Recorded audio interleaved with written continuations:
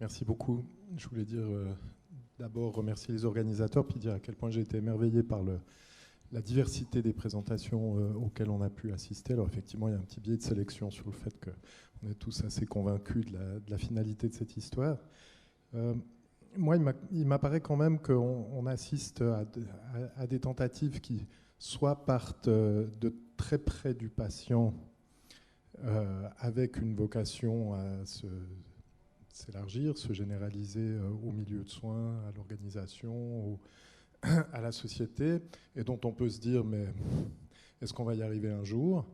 Et puis, d'un autre côté, des projets qui sont très top-down, où on commence par décréter ou proclamer un principe dans un plan stratégique, et puis à construire un cadre, des structures, des référentiels, etc., puis dont on peut se demander si, au final, ça va changer quelque chose pour les patients qui sont couverts dans ce territoire. Et moi, j'ai l'impression qu'on est vraiment face à une révolution tranquille et que l'enjeu, maintenant, c'est de cheminer vers des systèmes de santé dans lesquels cet équilibre doit se faire, mais il ne va pas se faire partout au même rythme, partout avec la même intensité. Et je pense qu'il va falloir être très pragmatique dans les années qui viennent. C'est probablement un chemin qui va prendre des années puisqu'on veut transformer des comportements. Et du coup, je vois avec beaucoup d'intérêt, beaucoup d'utilité le regroupement que nous sommes ici. Et je pense qu'il faut viser tous comme ambassadeurs de cette cause à l'élargir et à renouveler ce type de rencontres de manière à ce que les partages d'expériences, les communautés de pratique permettent de faire avancer au rythme qui sera possible, là où ce sera possible, ce qui sera possible, non pas dans l'idée que le concept de patient partenaire soit un truc en plus, un paradigme qui s'accumule par-dessus tout ce qu'on a déjà subi ou initié comme réforme au cours des années passées, mais qui s'impose simplement comme le mode normal de relation au sein du système de santé. Voilà.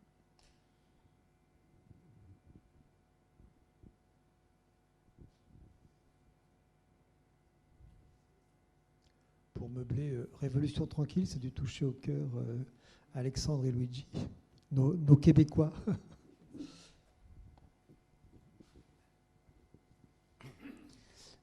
Merci pour cette très très bonne idée. Et je crois qu'on ne peut que souscrire à cela. Je pense que quelque part on espérait que ça émerge comme ça, qu'il y ait cette sensation de collectif et de communauté d'intérêt sur le sujet. Et je crois qu'il y a beaucoup de gens qui souhaiteraient que ça se prolonge. Et peut-être que je ne sais pas si on peut du coup quelque part enchaîner sur la suite, quoi, sur comment est-ce que vous verriez cette façon de collaborer ensemble, sachant que du coup le CI3P en tout cas peut être un appui pour une collaboration évidemment plus large, pour mutualiser les moyens. Je vois des hochements de tête, il ne faut pas hésiter à réagir.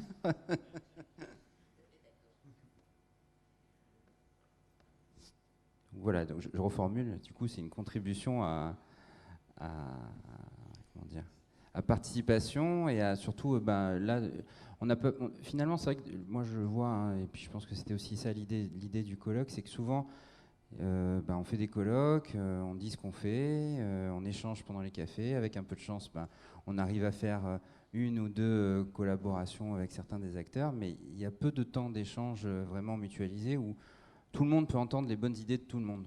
Et puis, du coup, je pense que voilà, sur cette partie-là, c'est aussi des choses qu'on nous a demandé, que ce soit au niveau du ministère de l'Enseignement supérieur ou même au niveau de certaines ARS, d'essayer de mutualiser, parce qu'à un moment donné, si on va tous dans la même direction, voilà, autant qu'on se répartisse les tâches, qu'on arrive à cartographier les initiatives, les acteurs, et qu'on arrive à potentialiser tous les dispositifs en fait. Je crois que Pascal va abonder dans ton sens. Non, je voulais pas justement. Si. Non, moi je voulais effectivement rebondir sur la notion de collectif et puis ce que tu viens d'évoquer, David, sur les espaces de mutualisation. Je pense que ça c'est tout bête, mais c'est très important qu'on se les crée en fait, ces espaces de mutualisation, parce qu'on est plein à faire plein de choses dans plein d'endroits en fait, donc de se créer ça. Donc je pense que l'idée d'un colloque annuel, je crois qu'il y a une ville qui s'est déjà portée candidate l'année prochaine. Moi je me porte candidat pour dans 2 ans en fait. Lucie dans 3 ans, enfin bref, voilà. Non, je pense que c'est important qu'on ait effectivement cet espace-là. Et du coup, moi, la question que je me posais, parce que une des critiques que j'ai à faire sur le colloque, là, c'est que les ateliers étaient en parallèle, en fait. Et donc, ça a été assez cornélien à chaque fois de choisir un des ateliers. Et je trouve que comme espace de mutualisation, au-delà de se voir une fois par an, ce qui serait vraiment très chouette, c'est effectivement toutes les expériences qui ont été présentées. Est-ce qu'elles ne peuvent pas être mises à disposition? Je ne sais pas comment. Sous quelle forme, peut-être encore plus décrites qu'elles ne sont actuellement, dans un espace qui pourrait être géré par le CI3P. Moi, j'ai pas de souci avec ça. Voilà, alors il faudrait peut-être les classer. Alors ça renvoie à des choses qu'on essaye de faire actuellement au niveau de la Haute Autorité de Santé, mais voilà, je trouve que ça serait bien qu'on puisse mutualiser les différentes expériences qui ont été présentées, par exemple. Alors, par rapport à ça, nous, quand on a lancé le colloque, on avait une idée de réunir ceux qui le souhaitaient et ceux qui voulaient communiquer sur le sujet. Et on s'est toujours dit, d'ailleurs, je crois que c'était marqué ou alors je pense que j'écris tout alors que j'écris pas grand-chose, c'est qu'on veut sortir une publication derrière de ce premier acte en France, quoi. Donc ça fait partie de la chose. Donc dans ce sens-là, ceux qui nous laissent leur communication, on peut les avoir. Mais comme on a fait quand même un temps de communication avec un large temps de débat qui a pu éclairer, peut-être qu'il y a 2 choses il y a une chose que j'avais un peu l'intention de vous proposer dès le départ et une autre qui a émergé ce matin. Donc la première chose, c'est que vous pouvez nous envoyer un texte sur votre communication, complétée en fait au vu d'éclairage qu'il y a pu avoir pendant les échanges. Ça, c'est la première proposition. La deuxième proposition qui a émergé ce matin dans le cadre de l'atelier dans lequel j'étais, c'était de se dire, en fait, on a pas mal de personnes qui travaillent avec des approches méthodologiques. Ça, c'est plutôt dans le volet recherche. Peut-être qu'on pourrait mettre dans un endroit les méthodologies de recherche employées. Pour quel type de résultats? Je ne parle pas de donner les résultats de la recherche, mais à quelle recherche, quel type de résultats ça amène, parce qu'on est dans un environnement émergent. Et si vous identifiez, et si ça a été échangé pendant les forces et les faiblesses de ces méthodologies. Comme ça, on aurait un lieu où les gens qui veulent commencer, qui ne sont pas forcément aussi équipés que vous, parce qu'encore une fois, je le répète, on a plus réfléchi que la moyenne si on est là au sujet, donc on est la pointe émergée de l'iceberg. Ça serait la possibilité à d'autres de se dire, mais en fait, plutôt que de me dire comment je vais m'y prendre, de dire, tiens, il y a un endroit où je peux déjà regarder comment il y a des gens qui s'y sont pris, quoi. La troisième proposition que j'aurais à faire, c'est, vous êtes là et vous avez communiqué. Alors, on est OK que je ne vais pas commencer à catégoriser quel est le partenariat de chaque communication. Mais si vous vous estimez être un centre ressources, on pourrait, parce que nous, on a le site qui va démarrer là, on pourrait mettre, voilà, à ce colloque, il y a eu telle équipe, telle université, telle institution qui a été là et qui a communiqué et qui s'estime être une ressource pour d'autres équipes qui pourraient localement ou géographiquement s'installer. Donc ça serait une espèce de premier répertoire qui nous permet d'avoir une lisibilité et puis d'avoir une lisibilité d'un groupe qui travaille ensemble, quoi. Ce sont des propositions. Et puis, je vais vous laisser, nous dire si vous êtes OK ou pas. Et puis moi, je vais construire la conclusion par rapport à ça. Mais il peut y avoir d'autres idées, hein. Moi, c'est juste... c'est pareil, quoi. Ça fait 1 an que je travaille sur ce congrès, donc forcément, j'ai réfléchi à des choses, mais je ne veux rien imposer du tout, hein. Et puis... Derrière toi, Richard.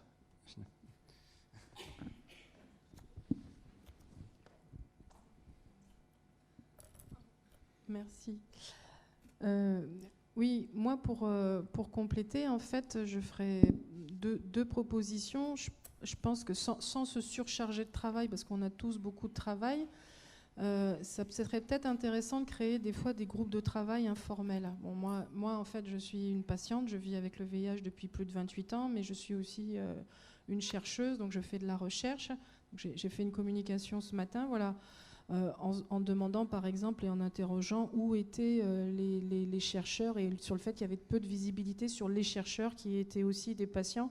Et j'en profite parce que tout le monde est là, Luigi, pour te rendre hommage, parce que très sincèrement, la première fois qu'on s'est rencontrés il y a 3 ans, tu es la première personne qui en tant que chercheur s'est aussi présentée en tant que patient, et c'est très rare. Donc je voulais vraiment saluer ça, parce que probablement que moi, ça m'a aussi donné du courage. Je le faisais de façon informelle sur des choses comme ça, mais bon, voilà, j'en profite pour saluer ça. Et donc, du coup, je pense que moi, par exemple, ça m'intéresserait d'échanger avec des gens qui font de la recherche ou qui participent à la recherche sur ces questions-là, des catégories. Enfin, voilà. Et je pense que chacun, en fonction des centres d'intérêt que l'on a, ça pourrait être peut-être des petits groupes de travail. Enfin, voilà.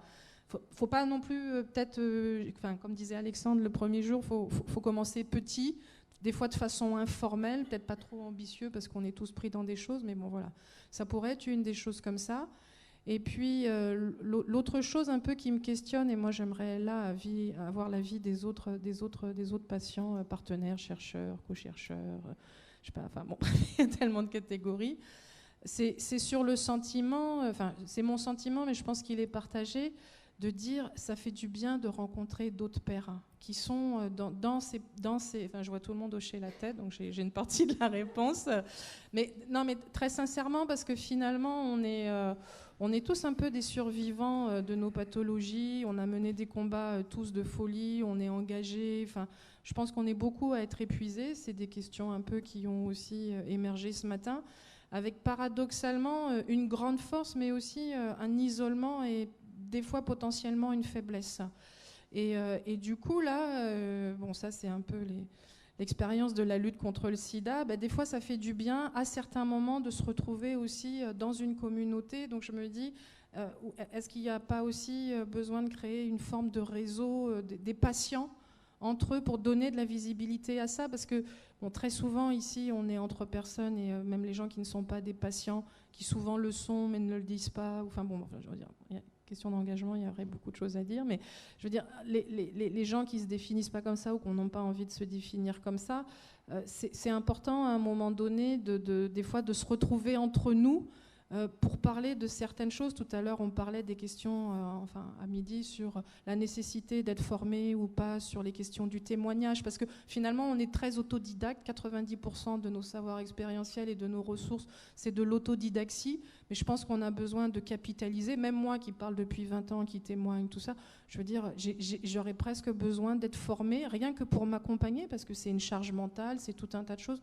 Et je suis convaincue que beaucoup de gens voilà, partagent ça. Donc je me dis qu'il y a peut-être aussi je ne sais pas quelle forme ça doit prendre, mais se penser à un moment donné en tant que groupe et en tant que collectif. Et en plus, l'avantage de ça, et ça c'est ce que j'ai appris dans la lutte contre le sida, c'est en tant que collectif, au lieu de se présenter un à un en tant que patient-chercheur, si on se présente à un moment donné entre collectifs, je pense des fois peut-être à faire des états généraux sur les patients partenaires, des choses comme ça, je pense qu'on aurait un autre poids en termes de visibilité au niveau politique, et c'est à un moment donné à nous aussi de prendre le leadership, parce que des fois, j'ai l'impression qu'on est quand même un peu instrumentalisé. Voilà, on a besoin on est un peu caution. Enfin, il y a tout un mouvement aussi à l'heure actuelle qui est en marge. Et potentiellement, quand on va passer à l'échelle, on risque de beaucoup instrumentaliser et de vider, je dirais, un peu tout ce qu'il y a autour du patient-chercheur ou du patient-expert, de vider, je dirais, tout ça de sa substantifique moelle et de la richesse à la fois humaine. Enfin, voilà.